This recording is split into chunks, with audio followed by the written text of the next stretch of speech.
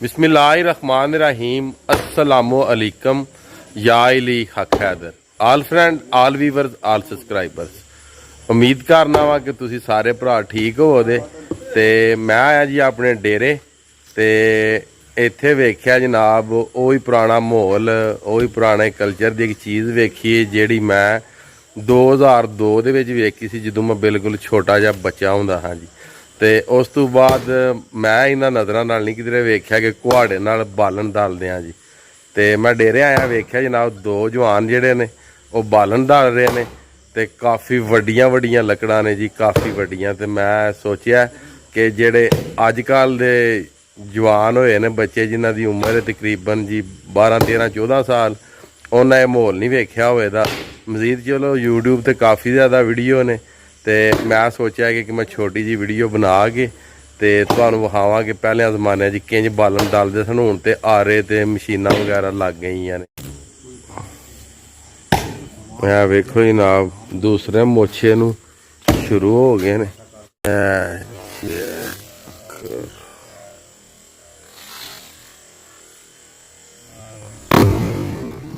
ओ वेखो गया जी, वाह जी वाह, क्या बात है, क्या बात।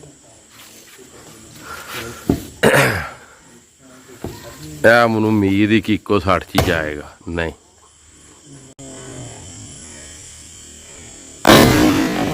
ओ गया।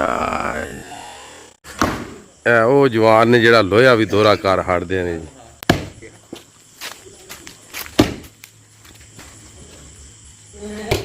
बल्ले जवानों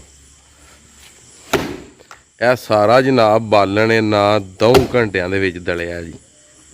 यह वेखो जनाब तुसी हले भी जवान है ने जी इस दुनिया ते बगैर मशीना तो काम करने वाला। वेखो हुण किड्डा मोटा डंडा सी जिहड़ा इन्हां दलिया जी। हुण इन्हां दी टकनीक चेक करो जी। यह वेखो पहला एक सट मारदा फिर वो पुट लैंदा कुहाड़े नूं लक्कड़ चों, फिर दूसरा जी। आ वेखो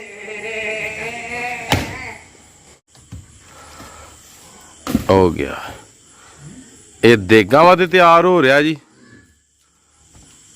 जिहड़ा जनाब देगां वास्ते बालन है वो इंज दा तैयार हुंदा जी, मोटा मोटा जी। बल्ले जी अजवाना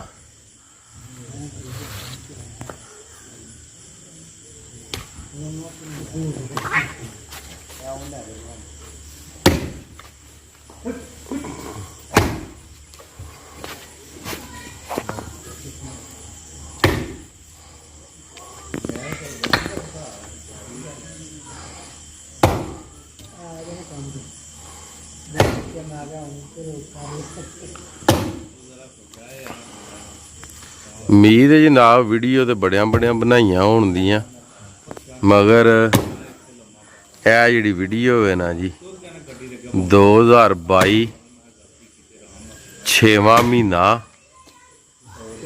ते 25 तरीक 25 तरीक है अज 6वां महीना ही है ना, 6वां महीना 25 तरीक जनाब। वेखो जवान लो जी है वो 2 जवान ने जिन्ना अज पुरानी याद नूं ताज़ा किया जी। अमर साहब ते दनान साहब जी।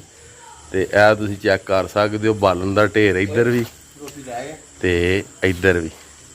ते इन्हां जवानां दे नाल ही जी अज दी वीडियो अज दा व्लॉग इत्थे करने खत्म। मैनूं दिओ जी इजाज़त।